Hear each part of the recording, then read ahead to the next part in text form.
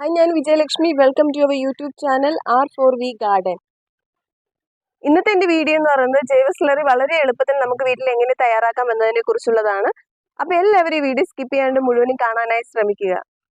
കൃഷിയെ സ്നേഹിക്കുന്ന എൻ്റെ എല്ലാ കൂട്ടുകാരും ഈ വീഡിയോ ഇഷ്ടപ്പെടുകയാണെങ്കിൽ ലൈക്ക് ചെയ്യുകയും സബ്സ്ക്രൈബ് ചെയ്യുകയും ചെയ്യുമെന്ന് പ്രതീക്ഷിക്കുന്നു. ജൈവ സ്ലറി ഉണ്ടാക്കുന്നതിന് ആവശ്യമായിട്ട് ആദ്യം വേണ്ടത് ഒരു പാത്രമാണ്. എത്രയാണ് നമ്മൾ ജൈവ സ്ലറി ഉണ്ടാക്കാൻ പോകുന്നത് അതിനനുസരിച്ചുള്ള പാത്രം എടുത്താൽ മതിയാകും. ഞാനൊരു കലമാണ് എടുത്തിരിക്കുന്നത്, അത്യാവശ്യം വലിപ്പമുള്ള ഒരു കലമാണ്. എന്നിട്ട് നമുക്കിതിലേക്ക് ചാണകം ആഡ് ചെയ്ത് കൊടുക്കാം. പച്ച ചാണകം ഒരു ചെറിയ ബക്കറ്റിൽ കൊള്ളാവുന്ന അത്രയാണ് ഞാൻ എടുത്തിരിക്കുന്നത്. ഇതിൽ ധാരാളം സൂക്ഷ്മജീവികൾ അടങ്ങിയിട്ടുണ്ട് എന്നാണ് ഇതിൻ്റെ പ്രത്യേകത.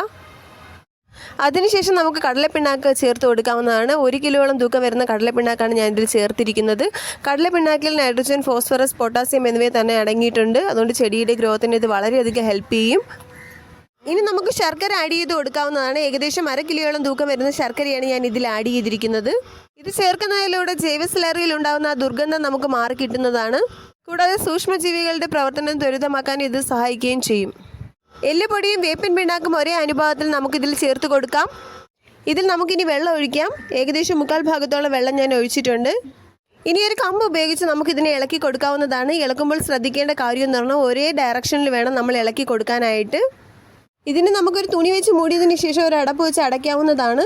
കൊതുകും മറ്റു പ്രാണികളും ഒന്നും തന്നെ കടക്കാതിരിക്കാൻ വേണ്ടിയാണ് ഇങ്ങനെ ചെയ്യേണ്ടത്. 5 ദിവസം നമ്മൾ ഇതിനെ ഇളക്കി കൊടുക്കണം. ഒന്നുകിൽ രാവിലെ അല്ലെങ്കിൽ വൈകുന്നേരം അല്ലെങ്കിൽ 2 നേരവും നമുക്ക് ചെയ്യാവുന്നതാണ്. 6ാമത്തെ ദിവസം നമുക്കിതുപോലെ യൂസ് ചെയ്യാൻ വേണ്ടി എടുക്കാവുന്നതാണ്. ഇതിൽ നിന്ന് 1 ഗ്ലാസ് എടുക്കുകയാണെങ്കിൽ 10 ഗ്ലാസ് വെള്ളവും ചേർത്ത് മിക്സ് ചെയ്ത് ഡൈല്യൂട്ട് ചെയ്ത് വേണം ചെടികളിൽ നമ്മൾ ചുവട്ടിൽ ഒഴിച്ചു കൊടുക്കാനായിട്ട്. ഇത് നമ്മൾ ചെടികളുടെ ചുവട്ടിൽ ഒഴിക്കുന്നതിലൂടെ ചെടികളുടെ വളർച്ച എന്ന് വെച്ചാൽ വളരെ ത്വരിതഗതിയിലായിരിക്കും. അതിൻ്റെ വ്യത്യാസം നമുക്ക് തന്നെ കണ്ടറിയാനായിട്ട് സാധിക്കുന്നതാണ്. ഇത് ഒഴിച്ചു കഴിഞ്ഞതിന് ശേഷം ചെടിയുടെ ചുവട്ടിലൊരു പാട പോലെ ചിലപ്പോൾ കാണാവുന്നതാണ്. അത് നമുക്ക് മാറ്റാനായിട്ട് ഒരു കമ്പ് കൊണ്ട് ഒന്ന് കുറച്ച് കൊടുത്താൽ മതിയാകും. ഇല്ലെന്നുണ്ടെങ്കിൽ അതങ്ങനെ ഇരുന്നിട്ട് നമ്മൾ കൊടുക്കുന്ന വളങ്ങളൊന്നും മണ്ണിലോട്ട് പോവാതെ വെള്ളമൊന്നും മണ്ണിലോട്ട് പോകാണ്ട് ഒഴുകി പോകുന്നതാണ്. നമ്മളൊന്ന് മണ്ണൊന്ന് ഇളക്കി കൊടുത്താൽ അത് മാറാവുന്നതേ ഉള്ളൂ.